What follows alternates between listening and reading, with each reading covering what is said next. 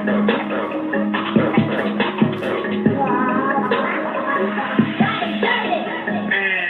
like that, once again, it's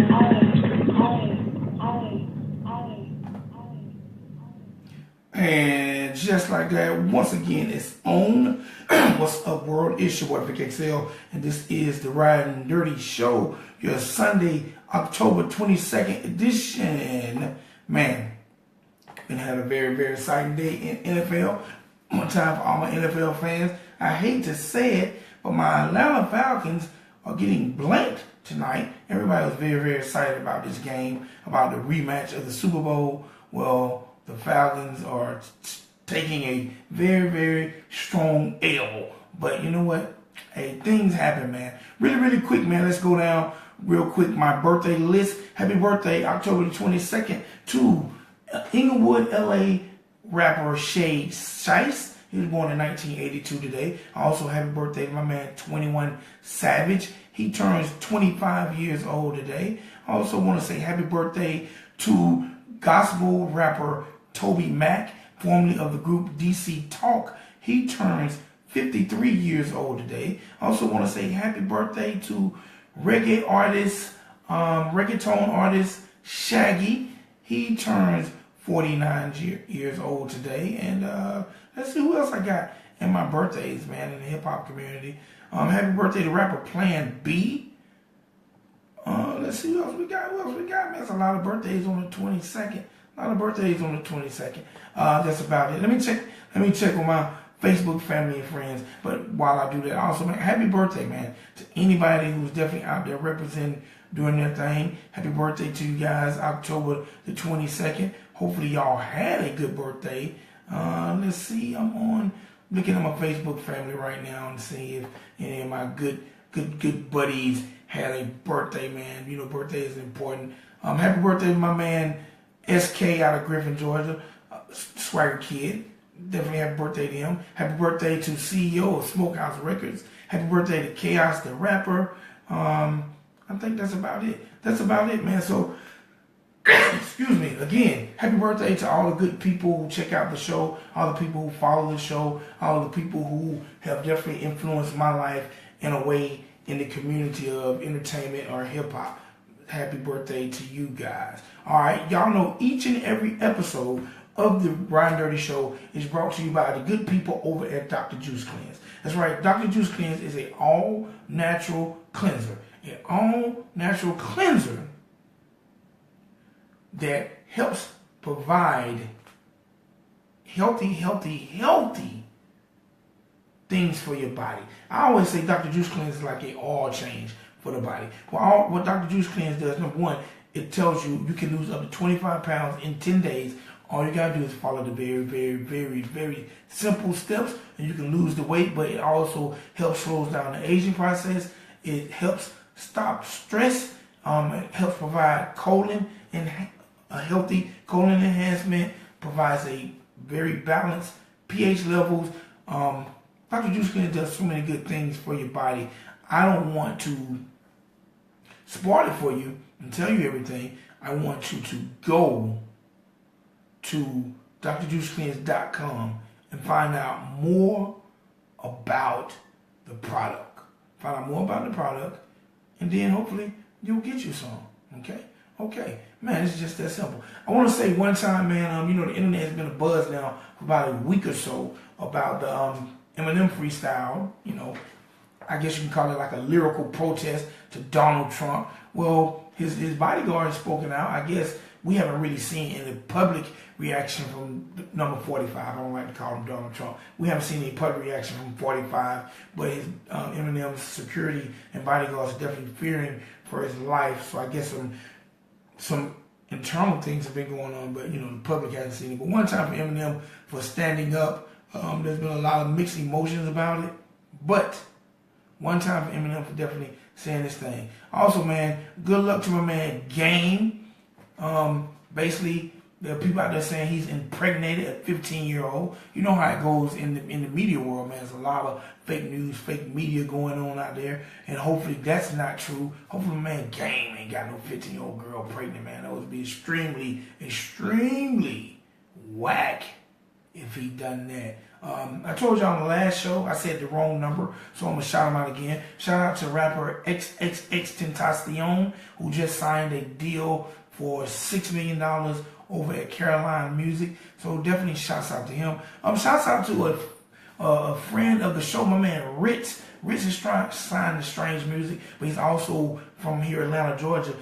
2 weeks ago, he had the #1 urban album on the chart. So shouts out to Rich. He's definitely been on the Ridin Durty show before. Shouts out to my man Tech 9 for doing a great job on his third project. And if y'all never had a chance to check out Rich, when you get a chance, check out Rich, man. He's definitely doing his thing. All right, ladies and gentlemen, boys and girls, with no further ado, because you know I will talk y'all ass to death when it comes to hip hop and entertainment, but I want to bring on my guests. So with no further ado, ladies and gentlemen, boys and girls, on the line, we have author and artist, Mr. Noah N.Johnson. How you doing, sir? I'm good. How you doing, brother? Man, I'm doing good. I've been screaming at the TV screen because my Falcons are catching the beat down. But other than that, I'm doing good. I feel I'm a Raiders fan. We're 3-4. All right. Well, what's your squad? I'm with Oakland. You know what, man? Your Raiders would be a lot better if it wasn't for that, the injury to Carr. I think that hurt y'all, but y'all gonna be okay. Yeah, that hurt a lot. We starting to come back up now. It's been a few years a long time since we've been good. But Brock went up and down. Yeah, y'all gonna definitely. I definitely expect big things from y'all once y'all get healthy by the end of the year. But we ain't gonna talk sports. We're gonna talk about Mr. Noah Johnson. Because you haven't. I really, in doing my research and looking at what you do, I really, really appreciate it. But I want you to tell the people, #1, when did you get into, I'm going to say, activism for men, and also when you decided to become an author? Well, the activism happened about 19, 20 years old in my hometown, Oroville, California. Shout out to Oroville, California. We have a African American population representation. So we started up a few years, took the process to start up African American Family Culture Center in my hometown and try to see the results from that, giving back to the youth. I used to be involved in some negative things in my life when I was younger and saw people going to prison, people dying. So that really turned things around for me to have me understand I see the two places I can go. So how do I do something better to provide for these young men and women, but especially the young men out there without much guidance. So that was kind of my push to see what I can do. How can I guide somebody? How can I be the person I wish I would have had when I was in their situation? All right. Well, actually, you mentioned where you're from, but again, tell the people where you're from. I'm from Oroville, California. It's about an hour north of Sacramento. All right. Now, growing up, what are some of the situations that ailed you? That some of the things you came against that made you say, hey, man, I got to definitely do something for the brothers out here? Well, Oroville, California, it's funny because where we're at, Oroville has its issues, but a lot of our issues, especially coming up, was race-based. So we had a lot of racism. I mean, even in 2005 when we played basketball, we'd see the other teams we played against, we'd be dribbling down the court playing high school ball and getting pennies thrown at us, N-words shouted, things like that. I mean, people think it doesn't exist anymore, but that's in that area, it's very prevalent. And then we spent a lot of time out in Sacramento, and you have gangs, you have the White Prouders, Bloods, Crips, Norteños, Sureños, Asian gangs. You have pretty much all of that is very prevalent around that area. All right, so you said you actually playing basketball. Y'all had pennies thrown at you guys? Yeah, 2005. In 2005, African-American kids, sir. African-American children were having pennies thrown at them by adults. Yeah, well, adults, kids, whoever was in the stands. It's a very small, Butte County, California is a very small, I don't want to say small-minded. I'm not trying to talk bad about where I'm from. I mean, that's my people. I love my people. But some people on the outskirts have very small-minded views of other cultures. All right, so at what point did you decide to go in juvenile detention centers and speak to young men? That kind of just came to be. I was working. I had helped start the African American Family Culture Center in my hometown, and I started working with the county and programs and volunteering with them, and then got involved with Boys and Girls Club. And we actually have a Boys and Girls Club inside Juvenile Hall. So I got an opportunity to help run that program in Oroville. So it was the first time working with them and really connecting with them and knowing their older brothers and their older cousins and stuff from just coming up with them and being able to relate to them on that was it's kind of like being at home, like talking to the friends' little brothers and stuff, trying to help guide them out of the situations they were in. All right, were there ever any influences or any gentlemen that really, really helped you out or helped set you in the right direction? Or was it just you knowing right from wrong? Oh, no, I didn't know right from wrong for a very long time. For me, and that's another big, that kind of connects to your question about wanting to write the book. Not having that positive male role model in my life pushing me towards something good.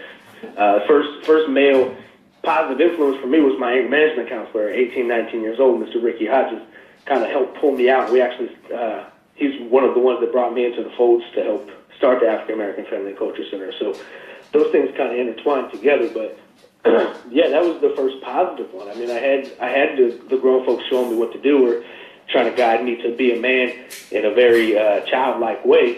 I mean, hindsight looking back at it, but in reality, trying to have a positive message pushed at me, I didn't have any of that. All right, now I have to ask this question because we know single parent homes are definitely a major issue in our country. How important do you feel it is for especially African American men to have their fathers in their lives and in their household? I don't think there's anything more important than that. I mean, honestly, I had the greatest mom in the world. She did everything for me, was always there for me. But not having my father in my life, I mean, hip-hop was my father, trying to find my way. I mean, I got into hip-hop so deep, too, because, like, DMX, Nas, and Tupac were my guidance. So that was the men I looked up to outside of my surroundings. So, I mean, not having that in the home, not having that around, that guidance and that push, that's all you're really looking for from the streets or from anywhere else, to show you how to be a man. So you're just following whatever example is around you. And if it's not a positive one, if these men aren't making the decisions to be that positive one in their kids' life, they're going to find it somewhere else. And as we both know, in a lot of these situations, it's not going to be a positive influence on them. Okay. How do you think we can change it? I know being in the household is definitely the number one way to change it. But how do you think we can change that? Like, a lot of times I see situations where generally we have kids and maybe the situation don't work out with the mother of the child, so the whole situation is abandoned. How do you think we can help these situations in our households? I think it comes from, a big part of the book would help that as well. So this book is to help you become the man you want to be. And I think if we all had an opportunity as young men to discover the man we want to be, none of us would say, I want to be a deadbeat dad. Nobody would say, I want to be someone who's going to leave my kids stranded. That's not what we would say. So if we decide early on that our morals and our integrity and our pride and our values kind of lend yourself to that, being a good father, then all the pieces will fit into place. That self-exploration has to happen, though. And that has to be something internally. But coming up, that has to be something you value. Okay. All right. You also mentioned hip-hop. How important is hip-hop in your life, and how important was hip-hop in you growing up? Me growing up, hip-hop was my life. Hip-hop was my guidance. Nowadays, I'm not the biggest fan of nowadays hip-hop. You don't get that.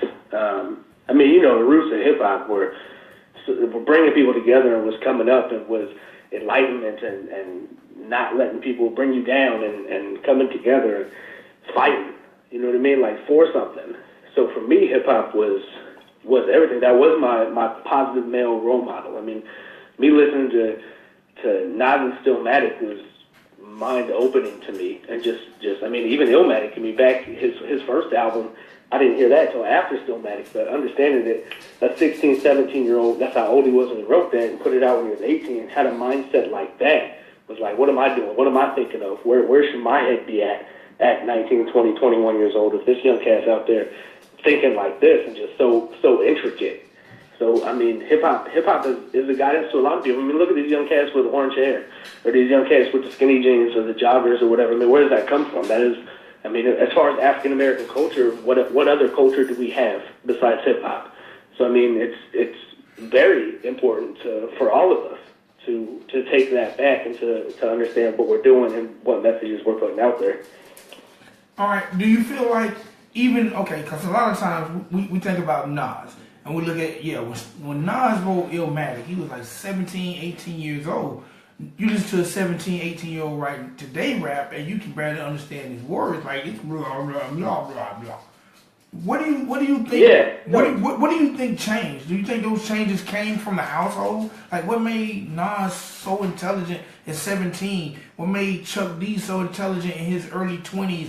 What made Common so intelligent in his lyrics in his early 20s? Where today the kids barely can't even say words, more or less intelligent lyrics. What do you think changed? And how much of that comes from the lack of knowing how to be a man or how to teach as a man?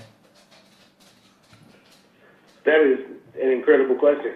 I feel like if I had to answer that question, I'd be a billionaire right now. I can guess, and my guess would be that we changed as a culture. We changed as to what we allowed to be acceptable. I mean, there are very few things in this world that people stand up against, and one of them, how black people treat one another, and the setting that we put out there, like the bar that we put out there, being lower for ourselves in our music, is something that is somewhat acceptable. So I look at it like this. Like, look at businesses. There are certain things that a business will or will not promote.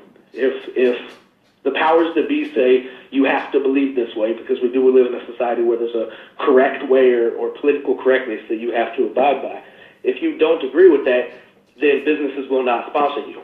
They will not promote you. They will not whatever. So there's a box that they create that you have to be inside of. Us telling ourselves and putting it out there, black on black crime and death and hating ourselves and hating our women is something businesses will stand by with a thumbs up, because nobody's fighting against it.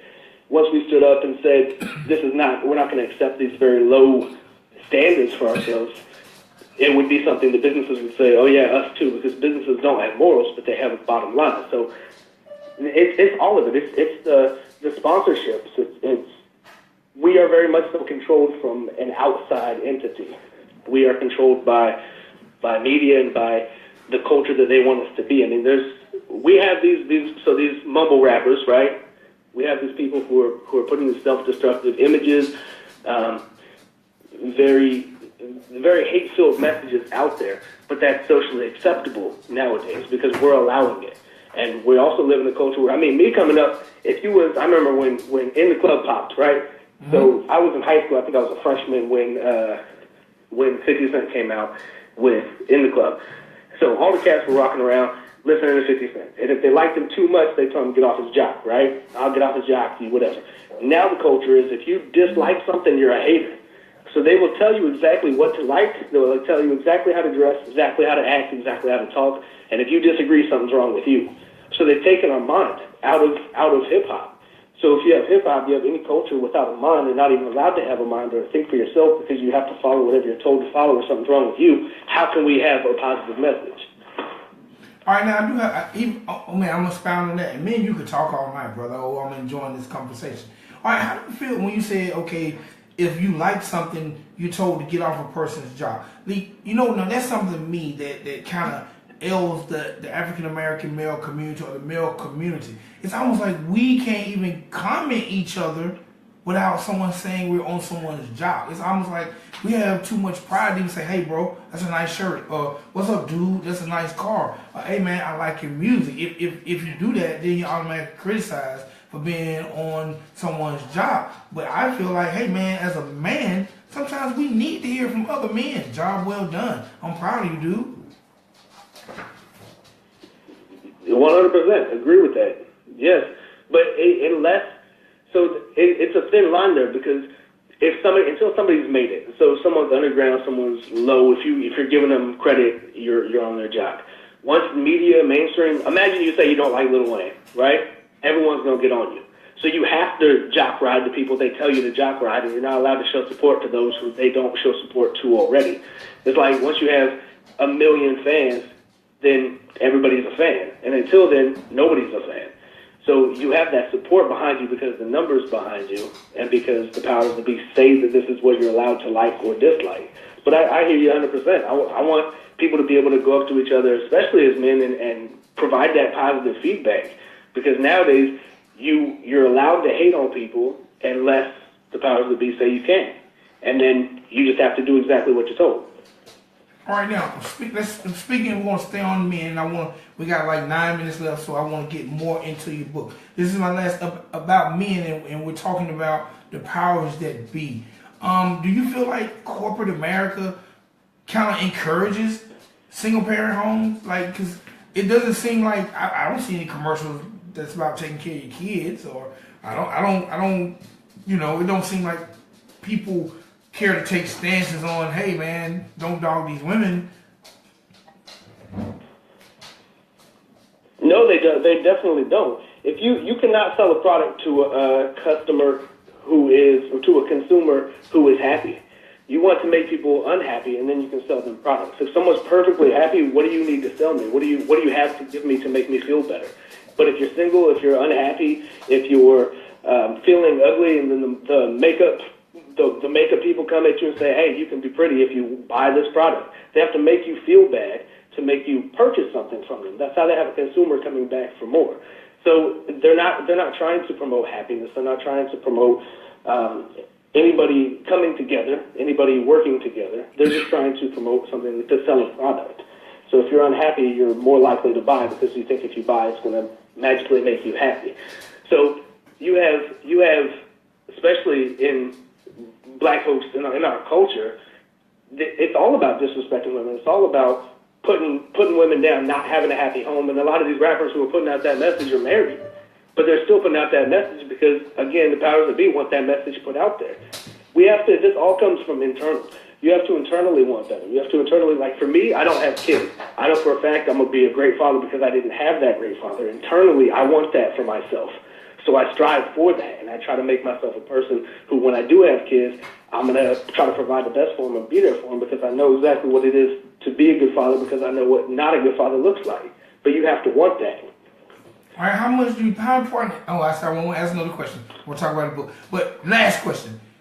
How important do you think it is for men to tell other men, like, hey, bro, like, man, when the last time you seen your kid? Or have you read a book to your kid? Or, your son's out there wilding. Like, how important do you think it's for men to be able to have the dialogue that we can check each other to make each other step the game up? I don't know if there's anything more important than that. I don't mess with deadbeat dads, so it's hard for me to even say, yeah, I'd pull you aside to say it. Because as soon as I see it, it's hard to even mess with you. Because that's something to me as a man, that's your number one duty, is to be that man in your child's life. So it's extremely important to do that. And if you see someone slipping, you have to pull them in. But then that's a great segue into the book anyway, because that's what it's about. It's about having that conversation. It's about having that dialogue and looking inside yourself and saying, how do I want to carry myself as a man? Boy time's done. 15, 16, 17 years old, I remember I used to tell my mom I was a grown man at 12, and she'd tell me I'm not a grown man in some other words. But at that age, 15, 16, 17 years old, of trying to discover the man you want to be, that's the time. That's the time for thinking of how do you want to carry yourself when it comes to this thing. So the book has the 52 subjects in it. Loyalty, courage, anger. I mean, the number one thing, so going back to working at juvenile hall, the number one thing the young men would say when I asked them what's a great positive characteristic, because I'm trying to uplift, right? What's a positive characteristic you see of you? 90% of the times they'll say loyalty. But to them, loyalty means I'm going to do exactly what you tell me to do because we're boys. We go back day one, so you're going to pretty much run my life. I'm going to give you that power instead of taking it yourself. So when it comes to loyalty in the book on the subject, it says boys are as loyal as a good dog is to his master. Men are as loyal as a good master is to his dog. So that means you have to draw that line. As a boy, I remember, hey, you loyal, you down? I remember getting the phone call, hey, I'll be there in 5 minutes. We're going. Where are we going? Don't worry about it. Just get ready. We're going. My loyalty now has a choke. Okay. And he pulls up, even though I don't know what we're doing, but that's my boy. Yeah, I definitely get Hello? it. No, I'm with you. I definitely get it. I definitely get it. The name of the book is Boys versus Men: The Definition of a Man. Why'd you pick that title? Because we carry ourselves, there's a lot of grown boys. There's a lot of people who were past the age of 18 that society looks at as a man. But that's a grown boy that's perpetrating a man. So the definition of a man, it's about creating your own definition of a man instead of accepting society's definition that it's given you.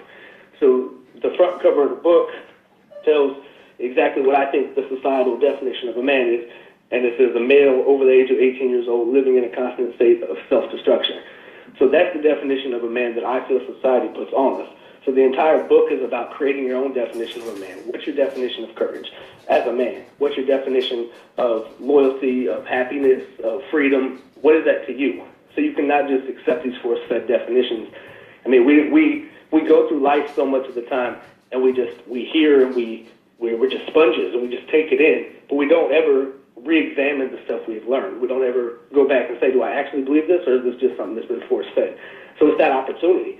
It's the same as growing up and being a great father. It's the same as growing up and not being in gangs, not disrespecting women. You have to decide the type of man you want to be instead of just accepting society's definition. Okay. I like to do this thing I call authors freestyle, where I get authors who come on the show to give me an excerpt of the book. Are you in a position that you can do that for me? Perfect. I am. I'm 100% in that position. All right, so right before I want you to end the show with that. But before we do, tell the people how to find you online and how to get copies of the book. So if you want to check out the music, if you want to check out what I have going on as a musician, you can go to type in One Love on Facebook. It's a picture of my logo there. It's a heart with a peace sign, one in the middle of it. If you want to check out the book, boysvsmen.com, or type in Boys vs. Men on your Amazon. It's also in Barnes & Noble. Pretty much anywhere you can get a book. 90 seconds. All right. Let me get an excerpt from the book, sir. All right. So this chapter is chapter 20 of the book, and it's work ethic. Boys look for the easy way. Men look for the right way. Just because it sounds good doesn't mean it is good. Just because you feel like doing it doesn't mean you should. And the easy way is rarely the right way something should be done. Not doing things the right way from the beginning usually makes more work for you later. When I was younger, especially when it was something I didn't want to do, 60 seconds. Get it over with. I remember one time me and my older brother were doing the dishes. I was probably around 8 years old and he was 10. We got done with the plates and silverware and whatnot, and we got down to the pots and pans. We've been doing them for a while, and we got down to about 3 or 4 of the pans. Now this was the mid-90s and didn't have money for those Teflon or non-stick pans. We were scrubbing away for a little while, and we weren't making any progress.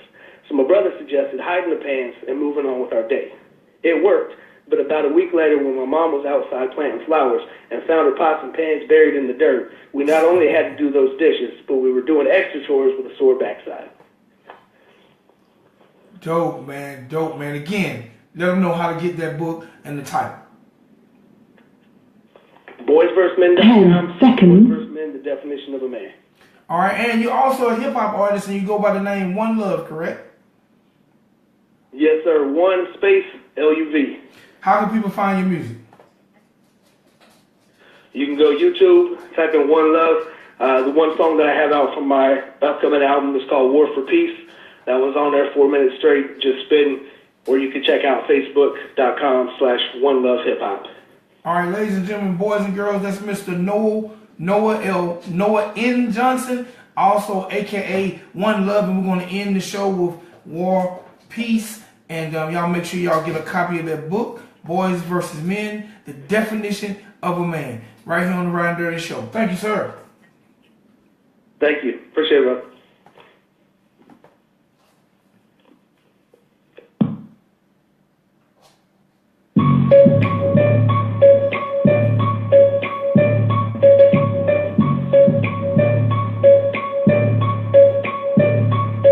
I will not act deaf, I will not act dumb, I will not act blind, I will not act numb, I will not act like everything is okay, I will not say the truth, I will not participate, I am not you, I will not contribute hate, no the games on the line, so I step up to the plate.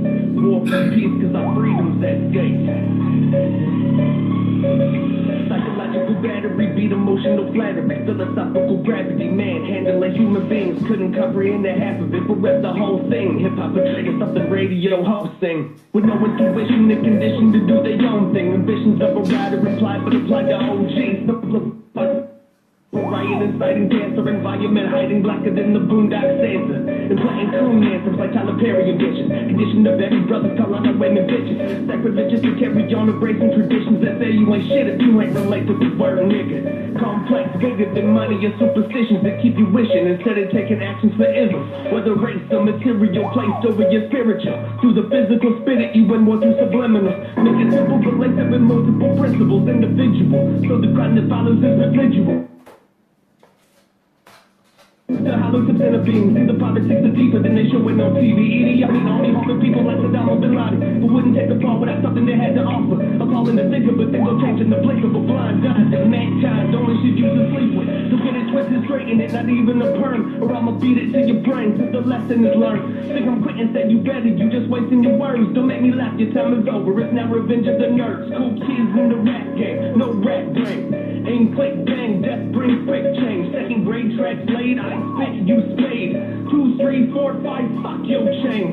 Numbers are irrelevant, lyrical death is settlement. Dismember, remember if it's for the collective betterment. Can't let up, I'm fed up. Swear to God I won't let them. Never kill me on my knees, I'm on my feet with my head. If there's no defeat for the feeling, shaving the wool off the sheep. Never running from the truth, wouldn't waste the calories. So the cavalry coming to battle me, embrace my savagery, ravaging what you thought was fake. I wanted to break the atrophy. Someone has to be preaching for all the casualties. Someone has to be God, please take control of me, showing me what to grow to be. Society ain't molding me, folding me, or dethroning me, the prophet I was born to be. So go ahead and mark this shit, I ain't investing in it. The only way you getting peace is if you resting in it. This is the end of an era of self-destruction and terror that would tear apart a family to meet the standards. No parallel to compare with. It's the parent you branded a man when the actuality is exactly what you're scared of. Mortality's granted, immortality's handed to those who handle the anvil around the Yankton channel. Fix to make the boat afloat instead of drowning in needles. It can never defeat you until you're seen as an equal. Comparable to cops, you kill the minds of our people. I struggle to be peaceful when you're so easy to see through. Heed you, but I'm like the masses, I do not feed you. Big dog bark with the heart of a shih tzu. My heart hit harder than unbearable issues. Misused, man, y'all make sure y'all follow the Ridin Durty Show on all our streaming sites, Mixcloud, SoundCloud, YouTube, blogtalkradio.com, Spreaker.com. But most importantly, make sure y'all visit RidinDurtyRadio.com. And that's RIDINDURTY. No desire to retire, entitlement or use. Change environment and get inspired, defining the truth. Off the wire through the fire and making light of the fumes. So this war for peace is the war against you.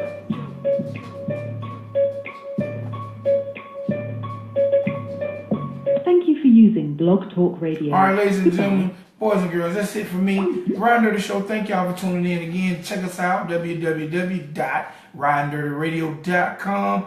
And man, make sure y'all subscribe, like, listen, tell a friend to tell a friend. We out to the next episode. Peace.